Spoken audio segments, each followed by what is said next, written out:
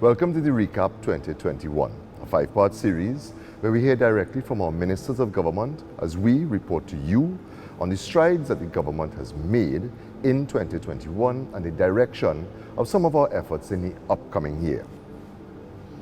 Communications has never been more challenging, nor has it ever been more important than right now.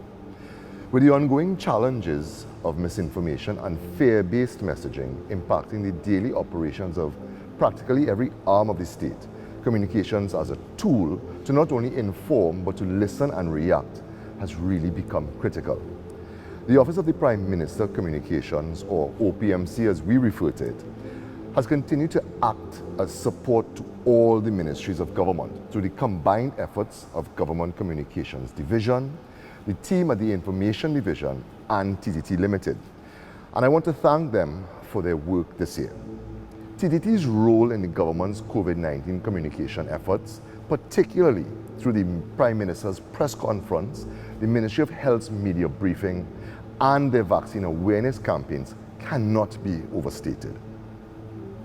Of course, outside of those, TTT also facilitated key press engagements for the Ministries of Education, Finance, Public Utilities, and the Office of the Attorney General and Legal Affairs, among others.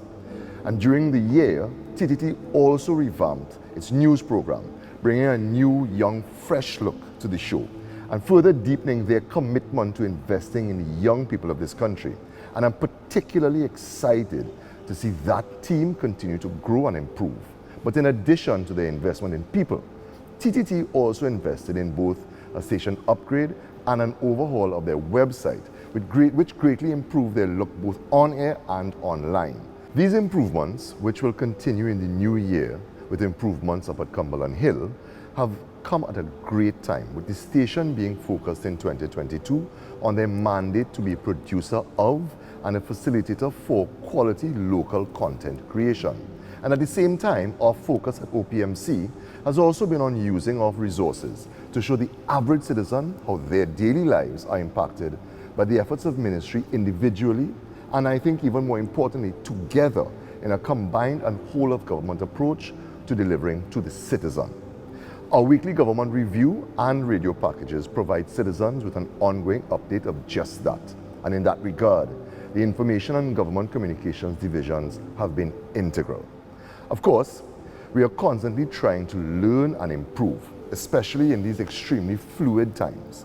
And that desire to both learn and improve has led us to constantly refine the way we communicate.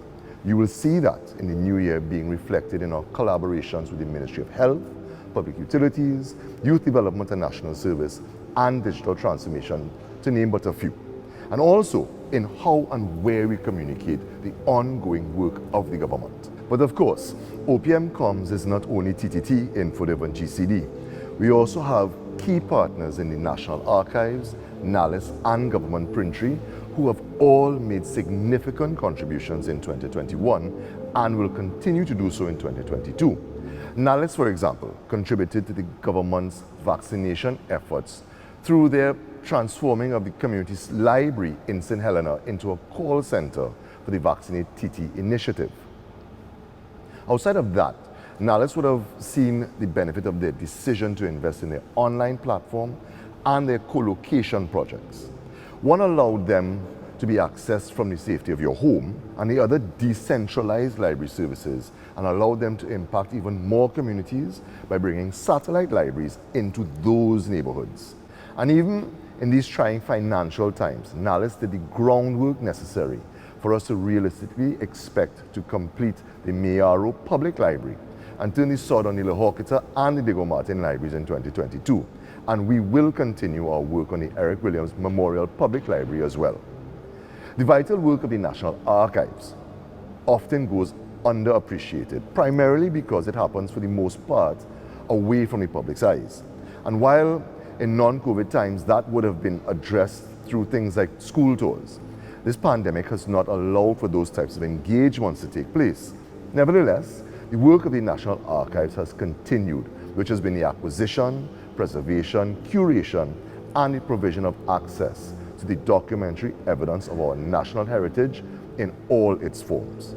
And while I focus on the work and impact of a few key components of the communications machinery, it is by no means the entire story. So I also want to highlight the work of the government printry, the Board of Film Censors, the Freedom of Information Unit, and the staff of OPMC, led by my permanent secretary. Without the efforts of all our team members, we would not be able to function and deliver. And as I speak about delivering, this program aims to deliver the message from all of government on the work that we have been doing to improve the lives of all of our citizens.